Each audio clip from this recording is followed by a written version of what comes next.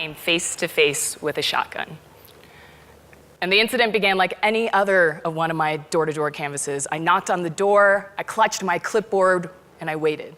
And my list said that I was looking for Mr. Todd Beamley, 72 years old, independent of a political party.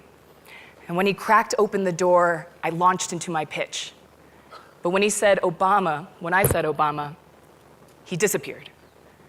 And I leaned forward to look to where he'd gone, and he reappeared holding a gun at my chest.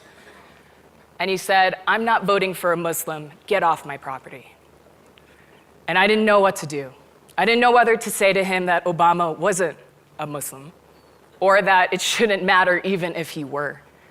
And I was scared to set him off, and he shut the door in my face, saving me from having to say anything. And I was so angry. I said, "This is democracy? I have to deal with ignorant whack jobs that give America a bad name?" And I didn't want to see him or hear from anyone like him again. And there's a sociologist, and his name is Robert Cushing.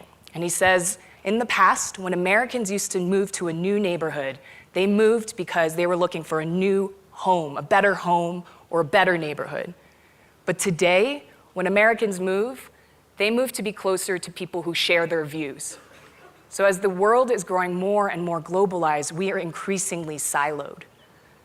And a very similar thing happened 4 years later. I was working in the government on the Arab Spring, and I was sitting across the table from a woman who won the 2011 Nobel Peace Prize. Her name's Tariq al-Karman, and she was a Yemeni democratic activist that was working to get the dictator out of power. And she said, "When we win this revolution, there will not be a single person in our new government from the old regime." And I thought to myself, that's not democracy. And I realized democracy is so hard because it's not just the absence of oppression, it's not just the triumph of the loudest majority. Democracy means coexisting with people whose views you find intolerable. And we know from experience that this empathy can be hard, it can be excruciating. And sometimes we stay in our silos because we don't have the energy to argue. And sometimes we stay in our silos because we're picking our battles. And sometimes we stay in our silos because we don't think the person across from us can change their mind. And I was sitting in a car with my mom in high school, and I remember this conversation so vividly. We were talking about her devotion to Christianity, and she said, "Homosexuality is an abomination. The Bible says it." And I was stunned. I asked myself, where is my warm and caring mom? And I said, "No, Mom, they love who they love." And she said, "No, it's not natural." And so fast forward a few years, and I am in love for the first time in my entire life. And this is the kind of love that W.H. Auden writes poems about, and this is the kind of love that Pablo Neruda writes poems about, and E.E. Cummings writes poems about.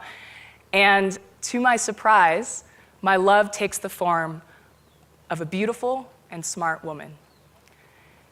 And even though it's been 10 years since that car conversation, I am afraid to be myself with my mom. And so I lived a compartmented life, and I took sanctuary in a few people who knew my secret. And when you think about it, in order for diverse democracies to function, people need to feel safe. They need to feel free from persecution, they need to feel protection, and they need sanctuary. And sanctuary is one of life's greatest discoveries. It's that rare place or community where you can be yourself freely, without judgment and with dignity. It's that place where you're understood and when your identity is confirmed.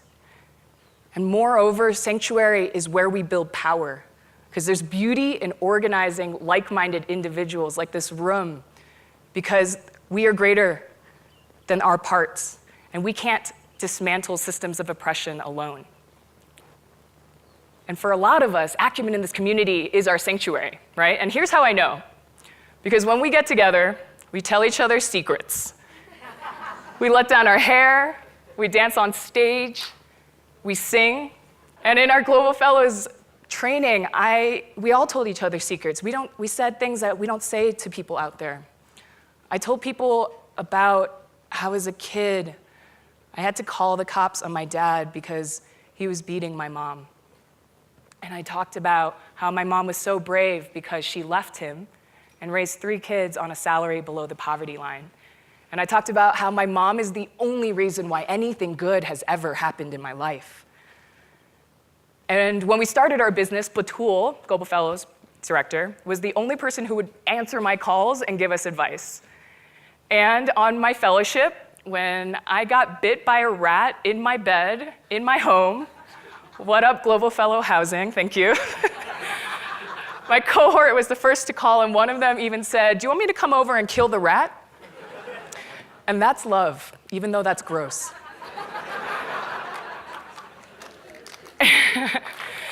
And so, if Sanctuary is so hard to find and so rare, why would we ever leave it? My secure bubble was easier, but I couldn't lie to my mom anymore. And so one day I blurted it out. I said, "Mom, I've been seeing someone for a year, and it's a woman."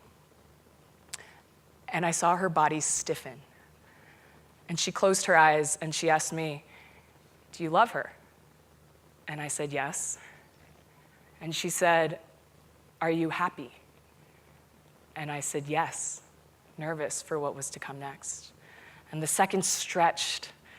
And finally, she said, "As long as you're happy, it's gonna be okay."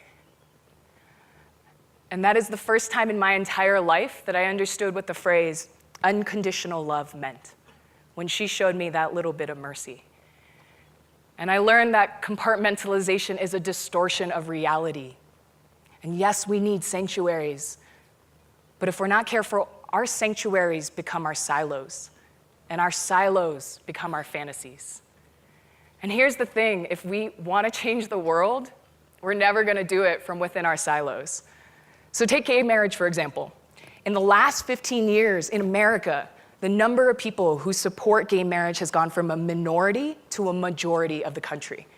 And when you ask people, why were you able to change your mind on something so fundamental to your moral being, they give you one answer. They say, "I had a close friend or a family member that was gay." So, as it turns out, love and proximity opens us up to change. And what if this is the key to social impact, right?